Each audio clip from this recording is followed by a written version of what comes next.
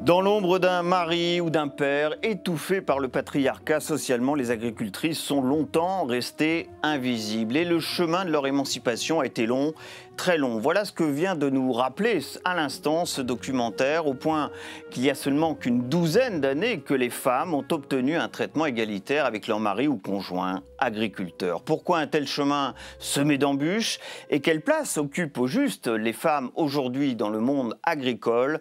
Nous allons en débattre maintenant en compagnie de nos invités sur ce plateau de Débat-Doc, en commençant par celle qui a réalisé ce documentaire, Delphine Pruneau. Bienvenue à vous. Merci. Vous êtes journaliste, avec notamment un passage à la rédaction du magazine Envoyé spécial chez nos confrères de France 2, avant de passer à la réalisation de documentaires principalement consacrés aux problèmes de société. On va bien sûr reparler de ce mois agricultrice qu'on vient de voir à l'instant avec nos autres invités, dont Édouard Lynch. Bienvenue. Bonjour. Vous êtes professeur d'histoire contemporaine à l'université Lumière Lyon 2 et spécialiste de l'histoire de la paysannerie française au XXe siècle. Également avec nous Clémentine Commer. Bonjour. Bienvenue à vous. Vous êtes sociologue et vous êtes notamment intéressée à l'institutionnalisation des politiques d'égalité professionnelle dans l'agriculture. Il en a été évidemment beaucoup question dans le film que nous venons de voir. Ce documentaire, vous l'avez dédié à Denise. À Denise. Denise, c'est votre grand-mère qui était Maternelle. Agricultrice, grand-mère maternelle. Pourquoi? Alors, j'ai retrouvé... Elle symbolise véritablement bien ce qu'a été le chemin de ces femmes pour l'émancipation dans le monde agricole. C'est-à-dire qu'effectivement, au-delà de l'hommage personnel que je voulais lui rendre, elle symbolise pour moi toutes les Denises de cette génération. Les Thérèse, Clarisse, Madeleine et les autres. Vous avez dit agricultrice. J'ai relu son acte de mariage. Elle est née en 1920. Il était écrit, et encore elle avait de la chance, cultivatrice, parce que le mot était entré dans le dictionnaire. Mais la plupart d'entre elles, et des milliers d'entre elles de cette génération de l'entre-deux-guerres, nées dans l'entre-deux-guerres, avaient droit à simplement sans profession, voire j'ai même retrouvé ménagères, aide familiale. Enfin voilà, elles étaient totalement invisibilisées. Et puis dans votre documentaire, vous avez retrouvé 3 générations de femmes, incarnées par certaines d'entre elles. Qu'est-ce qu'elles ont en commun, ces femmes, finalement, dans le combat que vous nous racontez dans ce film? Elles ont en commun d'avoir été, je trouve, des figures d'exception, des militantes, des combattantes de la terre pour la place de la femme. Alors au début, selon les périodes, d'abord pour leur permettre d'acquérir une identité professionnelle et ensuite de passer à la revendication des statuts. Mais elles ont été déterminées et surtout, elles ont réussi à dépasser justement le poids du patriarcat, quels que soient d'ailleurs leurs univers syndicaux respectifs, si vous voulez. Mais je trouve que ce sont des figures d'exception et qui ont vraiment marqué cette période, parce que trop peu aussi de femmes, il y a eu assez peu finalement de femmes à s'être engagées. On va voir un extrait de l'une d'entre elles, l'un de ces témoignages, tout de suite. On s'est battu notamment avec d'autres copines là, sur le statut des femmes, justement pour essayer de faire en sorte que cette injustice soit corrigée. Moi j'ai dit souvent, hein, le tracteur, un vieux tracteur de 30 ans ici, était mieux assuré que moi en cas d'accident. Mais c'était complètement débile quand même. Et donc ça se faisait que on se taisait. Jusqu'au jour où on ne s'est plus tu. L'histoire de ces femmes, c'est 60 ans d'invisibilité. Tout à l'heure, vous nous disiez que l'état civil de votre grand-mère maternelle précisait qu'elle était cultivatrice. Nous étions en 1920. Mais en réalité, on aurait pu voir derrière un état civil sans profession. C'était ça, la réalité de ces femmes à l'époque. C'est aussi à remettre dans la structure, on va dire, traditionnelle hein, des sociétés d'avant le XXe siècle, hein, dans lequel le statut de la femme hein, était de toute façon extrêmement fragile, hein, toujours lié à son appartenance familiale, à son mariage. Et cette situation hein, s'est sans doute perpétuée davantage dans l'agriculture, où la question de l'appartenance à l'exploitation, le rapport à la terre, l'idée que les femmes sont à la fois invisibles, mais en même temps elles sont omniprésentes et indispensables, fait que leur émancipation a sans doute été retardée, ou en tout cas freinée très largement, parce que c'était un petit peu la dernière chose vers laquelle on se tournait. Il fallait d'abord se moderniser, d'abord mieux se former, bon, et puis peut-être éventuellement s'intéresser à la situation de la femme sur Alors on était l'exploitation. la fille d'eux, la femme d'eux. Quand est-ce qu'on a commencé à devenir réellement reconnue comme étant agricultrice en tant que telle? J'allais dire jamais, non, je plaisante, mais c'est justement, c'est intéressant en ce tout que cas, vous nous dites. c'est extrêmement difficile parce que la femme reste, la reconnaissance pardon, reste attachée à l'exploitation, et donc l'exploitation, soit on en hérite, soit on y va quand on se marie. Et un des combats et une des choses qui a ouvert les yeux, en tout cas, qui a été beaucoup questionnée par la première génération des agricultrices, celle des années 50, c'est la question de l'autonomie du couple dans la famille. C'est-à-dire que ce mouvement, notamment le mouvement de la jeunesse agricole catholique, a beaucoup travaillé sur cette question de dire, mais finalement, pour d'abord exister, on existe en couple. Alors c'est la première étape de l'émancipation, pour que la femme, notamment, ne soit pas sous la coupe de sa belle-mère, et on trouve dans les sources et dans les témoignages plein de choses passionnantes là-dessus. Le problème, c'est que ça a été une première bataille, mais qu'une fois que cette bataille a été gagnée, au sein du couple, il y avait encore une autre bataille à livrer, c'est-à-dire celle du rapport avec le mari. Et puis, une fois que le rapport avec le mari s'est fait, je dirais, il a fallu presque s'émanciper totalement du mari et devenir toute seule. Et ça, je ne sais pas si on y est encore. Ce qui est dit dans ce film, et par certaines d'entre elles aussi, c'est que, et les plus anciennes, c'est qu'elles souhaitaient partir, quitter ce monde agricole. C'était ça la réalité aussi. Il n'y avait aucune envie, aucune ambition, peut-être de par cette question d'un statut, de reprendre une exploitation, de se livrer pleinement dans cette activité. L'idée, c'était plutôt de partir, de quitter, d'aller à la ville. Ouais, parce que c'est une période d'opportunité. On est dans une période de transformation très rapide. Hein. On passe d'un tiers de la population agricole, active agricole, à 15 puis 5%. Et donc c'est vrai qu'il y avait aussi une très forte pression sociale qui disait de toute façon il y a trop d'agriculteurs, il y a trop d'agricultrices, et les filles en particulier, puisque on pensait forcément que la terre devait rester aux hommes, pas aux femmes, et donc celles qu'on faisait partir en premier, c'était celles qui devaient, c'était les femmes, c'était pas les hommes, ils partaient aussi. Et donc du coup la seule opportunité c'était finalement soit de se marier et d'intégrer une exploitation, soit de partir. Et ça c'est vrai que ça a sans doute beaucoup questionné, et ça a créé chez beaucoup de ces femmes à la fois des formes de choix difficiles, de frustration, hein, mais finalement aussi de cette idée qu'on n'avait pas le choix, qu'il fallait qu'on parte. Ouais. Où est-ce qu'on en est aujourd'hui finalement? Il y a toujours ces héritières, ce qu'on qualifie d'héritières, c'est-à-dire celles qui, à un moment ou à un autre, pour des raisons familiales, sont amenées à reprendre une exploitation ou à aider leur conjoint à le faire. On en est toujours là aujourd'hui, dans la transmission des exploitations, dans la justification de la présence des femmes dans l'agriculture? Alors, ce qui persiste aujourd'hui, c'est quand même une transmission des exploitations qui reste de père en fils très majoritairement, même si on voit émerger ce qu'on appelle des héritières ou des repreneuses, qui sont des femmes qui suivent un cursus parfois scolaire, général et agricole, qui acquièrent un certain nombre de compétences techniques, économiques pour diriger une exploitation, ce qu'elles peuvent faire seules ou le plus souvent dans le cadre d'une structure conjugale. Mais néanmoins, comme l'a dit Édouard, il y a des recompositions à l'œuvre, y compris au sein des couples agricoles, avec à la fois un rééquilibrage statutaire, au sens où les femmes acquièrent des droits égaux en matière de reconnaissance économique et d'accès à la protection sociale, mais aussi une visibilité sociale en tant que chef d'exploitation. Donc ça, c'est quand même des choses qui ont changé.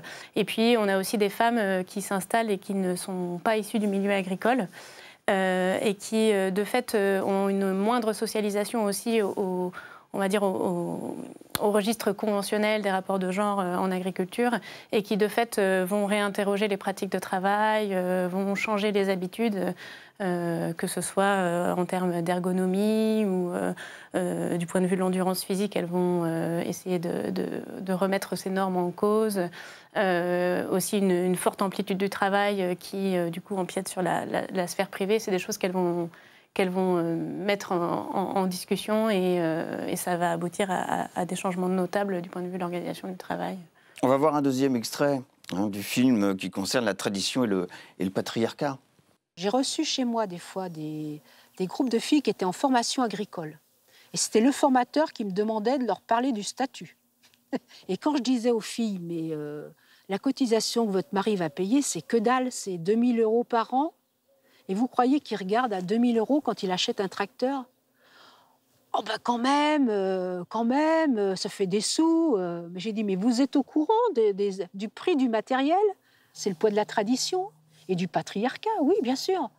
Mais c'est terrible quand même d'être soumise à ça, quoi. Alors, un sou est un sou, hein, dans nos campagnes, ça n'a pas changé. Hein, ça devait être vrai au début du siècle dernier. C'est un cliché qu'il faut faire évoluer. Mais voilà, mais ça en dit long, hein, tout de même, cet extrait, hein, sur la difficulté de faire progresser les droits des agricultrices.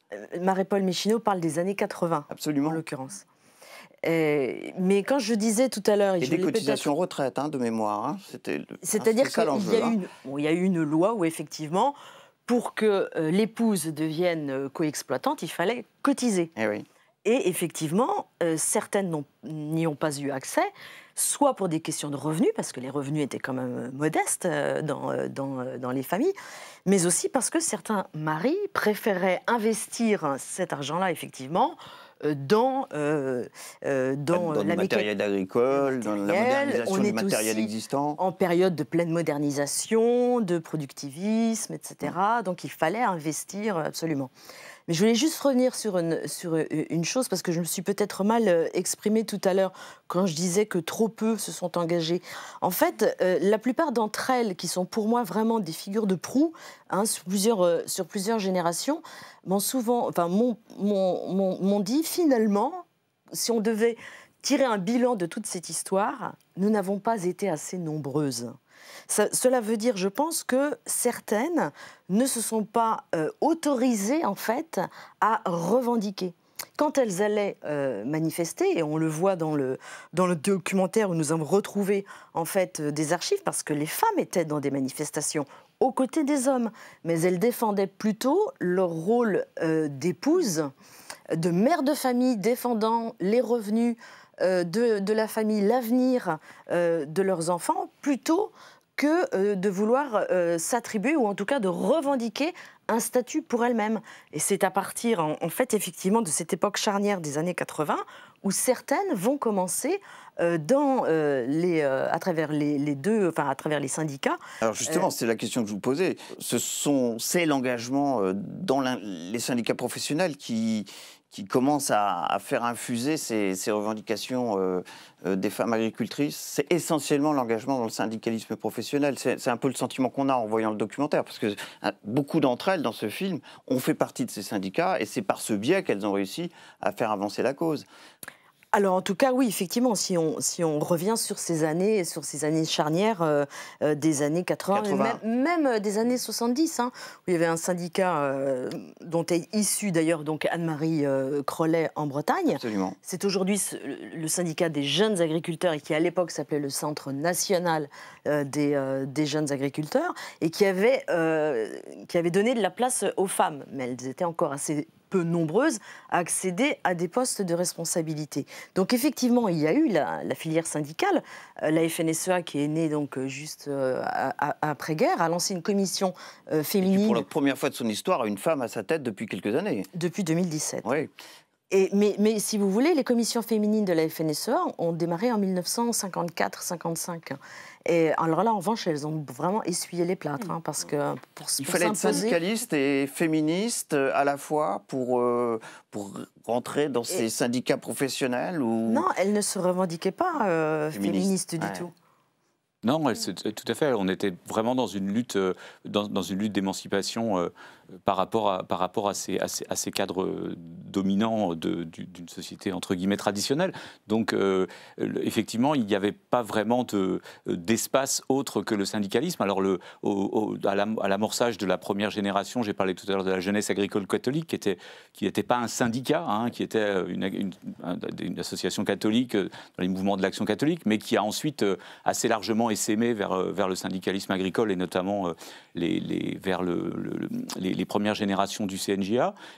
Mais c'est vrai qu'il n'y avait pas d'autre espace. Par contre, féministe, je pense que le mot ne convient pas, parce qu'effectivement, personne ne s'était mis... Enfin, c'est une étiquette dans laquelle ces femmes ne se reconnaissaient sans doute pas. Clémentine Clomer, je vous vois avoir envie de réagir quand même. Je voulais... Le féminisme, ça aussi existait? Je pense qu'en effet, c'est une étiquette dont il était difficile de se revendiquer pour les agricultrices, parce qu'associée au centre urbain où se déployait le MLF, donc des figures plutôt citadines. Ça, c'était pas très bien vu forcément non, dans le milieu rural. Ça venait souligner une forme d'antagonisme entre les hommes et les femmes, le fameux cliché de la guerre des sexes, etc. Mais néanmoins, je pense qu'il y a une forme de féminisme en pratique qui n'est pas revendiquée comme telle, puisque les agricultrices ont été en fait très rapidement réceptives à l'idée d'autonomie économique des femmes, de droit au travail des femmes, et en fait, ce qui est pour moi vraiment une filiation avec le féminisme, c'est qu'elles ont puisé dans l'outil phare de ce mouvement, qui est la non-mixité, c'est-à-dire elles se sont auto-organisées dans des espaces où elles ont pu se former, mettre au pot commun les problématiques qui étaient les leurs, et voilà, c'est au fur et à mesure de l'histoire devenu des groupes de pression à l'égalité. Et c'est d'ailleurs au sein de ces espaces qu'elles ont pu aussi tisser des liens avec le féminisme d'État, on le voit dans le documentaire, des liens avec le secrétariat d'État à la condition féminine, etc. Donc c'est des femmes qui étaient aussi partie prenante de ce mouvement social. Je crois que vous voulez rajouter quelque chose. Non, mais c'est là où j'ai moi le plus grand respect pour elles, c'est que finalement, en tout cas, cette génération incarnée par Michou Marcus dans le film, ces combattantes-là, elles ont été féministes, peut-être même sans le savoir finalement. Et c'est là où c'est encore plus courageux et encore plus respectable. Parce qu'effectivement, elles défendaient leur place. Vous parliez tout à l'heure donc, de ces groupes non mixtes. Dès les années 60, il y a ces groupes de vulgarisation agricole, etc., où encore une fois, il n'est pas question de statut, mais d'acquérir et de trouver toute sa place. Moi, j'insisterai juste sur quelque chose d'extrêmement important par rapport à la comparaison de ce qu'on peut voir en ville, c'est la question de l'isolement en fait des femmes. C'est qu'on oublie toujours que les femmes d'agricultrices, mais encore plus que les agriculteurs, vivent en vase clos, que moins que les hommes, elles ont accès à des structures coopératives de commercialisation, etc. Et donc que la prise de conscience et la constitution de groupes autonomes de parole, elle est extrêmement complexe et elle passe par une volonté, je vais dire, de faire, de s'en sortir. Et ça, c'est un témoignage qu'on retrouve presque à chaque période, c'est-à-dire comment arriver à sortir de la ferme. Voilà. Alors, s'il fallait retenir une date, un droit essentiel qui concrétise l'égalité des droits pour les femmes dans ce milieu agricole, ça serait laquelle? Ça serait 2010, 2011, avec Bruno Le Maire à la tête du ministère de l'Agriculture et cette égalité des droits dans le cadre de la création des GAEC D'une certaine manière, oui, le GAEC entre époux, il est assez emblématique finalement de la perception qui prévalait jusque-là. C'est-à-dire qu'avant le GAEC entre époux, hommes et femmes pouvaient être installés dans une même structure, une même entreprise agricole qui s'appelait l'EARL. Mais dans cette structure, on considérait que 1 + 1 était égal à 1, n'était pas égal à 2. Puisque le couple formait une entité inséparable, et du coup, l'attribution de droits à produire, d'aide PAC, était faite au couple et non pas à l'individu associé. Donc finalement, et c'était une manière de sous-reconnaître le travail des femmes. Donc ce que vient concrétiser ce GAEC, c'est la reconnaissance du travail d'une associée comme étant équivalent à celui de son mari. Est-ce qu'on peut dire aujourd'hui qu'on est à une égalité des droits entre les hommes et les femmes dans ce monde agricole? Alors, effectivement, ou est-ce qu'il y a encore beaucoup de choses à conquérir pour qu'on puisse parler ainsi? Juste une précision pour compléter ce que dit Clémentine Clomer. Effectivement, toutes les femmes que j'ai interrogées dans le film m'ont bien indiqué que finalement, c'est 2010 qui concrétise des décennies de combat et de lutte. Alors, dans la loi, en théorie, il y a l'égalité. Dans les faits, c'est encore complexe. C'est-à-dire que la nouvelle génération, elle a encore des batailles à mener. Alors, je ne sais pas si on peut peut-être déjà commencer à en parler, mais c'est vrai qu'on assiste, par exemple, pour la nouvelle génération, à une stagnation, en fait, du nombre d'installations des agricultrices, alors qu'on les met toujours en avant en expliquant qu'elles sont l'avenir de l'agriculture. Il y a encore beaucoup de leviers, d'obstacles. Donc il y a des freins à l'installation pour les agricultrices qui n'existent pas pour les agriculteurs. Ah oui, très clairement, très clairement. On peut les citer, mais... C'est notamment... Donc, vous pouvez peut-être nous donner un exemple, par exemple. Alors, il y a deux facteurs qui symbolisent ces freins à l'installation des femmes. C'est qu'elles s'installent plus tardivement, souvent en seconde partie de carrière professionnelle. Donc, elles ont exercé une profession auparavant. Donc, elles ont plus de 40 ans. Donc, ce qui fait qu'elles n'ont pas accès aux dotations jeunes agriculteurs, qui sont des prêts d'aide à l'installation. D'aide à l'installation, ouais. Et puis, elles s'installent sur des plus petites surfaces et sur des projets plus atypiques, perçus comme moins crédibles par un ensemble d'institutions bancaires, mais aussi par tout ce qui est instance d'encadrement de l'agriculture, ce qui fait aussi qu'on les soutient moins dans leurs projets d'installation et que les cédants des exploitations sont moins aussi enclins à céder. Donc plutôt des micro-exploitations, ce qu'on appelle les micro-exploitations, ou des petites exploitations. Oui, je voulais rajouter égalité. On est toujours effectivement dans des progressions d'égalité en droit, mais en revanche des inégalités de fait qu'on vient de souligner, parce qu'en fait ce qu'on appelait tout à l'heure le poids du patriarcat, mais enfin des formes en tout cas de domination masculine demeurent extrêmement fortes. Bien sûr, il y a ces groupes féminins à la FNSEA, à la Confédération paysanne, qui sont des espaces de promotion, des espaces de revendication qui parfois parviennent, mais je dirais il y a aussi des structures syndicales dans lesquelles je dirais la domination masculine reste extrêmement forte, et que finalement l'agriculteur, le travailleur de la terre, ça reste quand même très largement, y compris dans les représentations, un homme et pas une femme. Donc tout ça, ça prend évidemment beaucoup plus de temps qu'une simple application. Et il y a tous ces critères, effectivement. Et il ne faut pas oublier aussi, parce qu'on n'en a pas du tout parlé, moi ça me semble assez important, c'est de ne pas oublier non plus que il y a aussi beaucoup d'exploitations qui se sont développées dans les années 70-80 avec la pluriactivité. Et la pluriactivité, c'était l'homme qui travaillait au champ et la femme qui avait un métier dit complémentaire dans le social, dans l'éducatif, et qui apportait en fait un salaire. Et là encore, c'est représentatif finalement de cette image. C'est une forme d'émancipation, parce qu'elle a un salaire, elle a quelque chose, mais c'est que finalement, elle n'a pas tout à fait sa place dans l'exploitation, et qu'elle est une sorte de route de secours, certes un peu financée, mais qui reste une route de secours. Et là, je pense qu'il y a des catégories mentales qui sont très, très lourdes à bouger et qui prendront sans doute du temps. Et tout ce que vous venez de dire à l'instant, pour moi, il est symbolisé par une expression qui perdure. Il est où le patron ? Qu'entendent encore Ça, c'est le sexisme ordinaire auquel on a droit encore dans le milieu agricole. Tout à fait. Il y a une bande dessinée qui est sortie l'année dernière, très intelligente parce que traitée avec humour. Elle a eu beaucoup de succès. Moi, j'ai eu l'occasion de la partager avec des jeunes et des moins jeunes femmes que j'ai rencontrées pour le film. Les anciennes disaient « Ah ben dis donc, ça n'a pas changé ». Et d'autres me disaient « Bah oui, on continue encore de l'entendre ».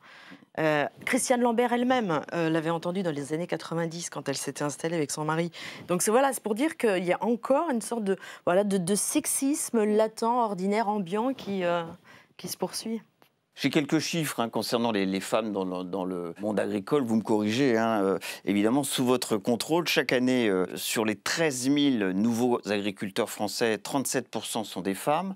Un quart des exploitants agricoles aujourd'hui en France, 25%, sont des femmes. Et par ailleurs, 374 000 femmes salariées sont comptabilisées dans la production agricole, ce qui représente un tiers environ des salariés du secteur agricole. Puis alors j'ai noté un chiffre, et vous allez m'expliquer pourquoi. 132 000 femmes sont aujourd'hui sans statut dans ce secteur agricole. Qui sont ces femmes? Où travaillent-elles? C'est considérable, 132 000 femmes sans statut. Malgré tout ce qu'on a dit avant sur l'avancée des droits. Il y a un énorme travail qui a été réalisé en 2017 par la délégation des droits des femmes au Sénat, qui a effectivement calculé, ou en tout cas essayé de comprendre effectivement le nombre de femmes qui restaient encore sans... Alors est-ce que ce sont des femmes qui ne savent pas quels sont leurs droits, qui ne...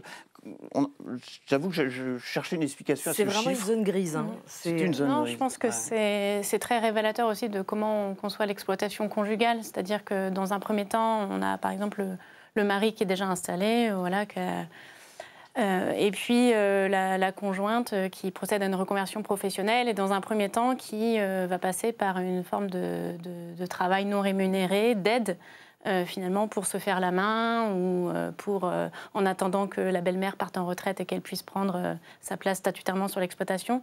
Donc je pense que c'est ces moments tampons un peu de la reconversion professionnelle qui font que certaines femmes n'accèdent pas tout de suite au statut. Mais j'ose espérer que voilà, ce genre de situation, finalement... À la fin de votre documentaire, vous êtes allé à la rencontre d'une viticultrice. Vigneronne. Vigneronne. Oui, c'est comme ça qu'elle se détermine. Qui s'est lancée dans le bio. Est-ce que les femmes, de ce point de vue-là, sont à différencier des hommes? Est-ce qu'elles elles se dirigent vers une agriculture plus protectrice de l'environnement que les hommes? Alors bon, il y a de toute façon un phénomène générationnel qui touche les hommes et les femmes et qui sont particulièrement touchés par les questions environnementales et aussi pour leurs enfants. Parmi cette nouvelle génération que j'ai pu interroger, je retiens plusieurs choses. C'est qu'elles m'ont dit qu'elles ne cherchaient pas le rendement à tout prix. Elles ne cherchaient pas à s'agrandir et qu'elles avaient à cœur plutôt de transmettre à leurs enfants un patrimoine naturel préservé. Et vous parliez tout à l'heure donc de Nadège, vigneronne en Anjou, qui donc est chef d'exploitation seule avec ses 3 enfants. Elle se bat. On a compris pourquoi. Elle s'est séparée de son mari. Enfin bref, tout ça est dans le doc. On vient de le voir. Hein. Oui. Ouais. Mais elle se bat. Vous savez pourquoi? Ouais. Elle se bat pour sauver en fait dans ses parcelles des vignes qui ont 120 ans. Donc qui ne vont pas forcément lui rapporter grand-chose. Mais c'est vraiment l'idée de défendre un patrimoine naturel pour la transmission aussi à ses enfants. Voilà en tout cas moi ce que j'ai ce qui m'a frappée. Qu'est-ce qu'on peut dire aujourd'hui des exploitations gérées par les femmes? Elles se différencient de celles des hommes, elles s'orientent vers d'autres secteurs que les hommes, plutôt moins l'élevage et davantage la culture. Le bio, est-ce que c'est un segment davantage traité par les femmes que les hommes dans le milieu de l'agriculture aujourd'hui? Ça poursuit ce que vient de dire ma collègue tout à l'heure, c'est-à-dire que parce qu'elles arrivent plus tardivement dans les exploitations en termes d'âge, parce qu'elles ont moins de capital hérité, elles sont dans des problématiques où, de toute façon, elles ne vont pas faire de l'agriculture intensive, parce que pour faire l'agriculture intensive, il faut beaucoup de terre, beaucoup de capitaux, et donc elles ne sont pas dans cette structure-là. Il faut parfois être passé par des structures de formation qui sont plutôt masculines dans certains types de projets, et donc, je dirais presque naturellement, ou tout à fait, elles vont aller vers les secteurs dans lesquels les capitaux sont peut-être moins nécessaires et où il y a des formes de pratiques agricoles différentes avec moins de terre. Donc je pense que ça joue aussi dans cet ajustement.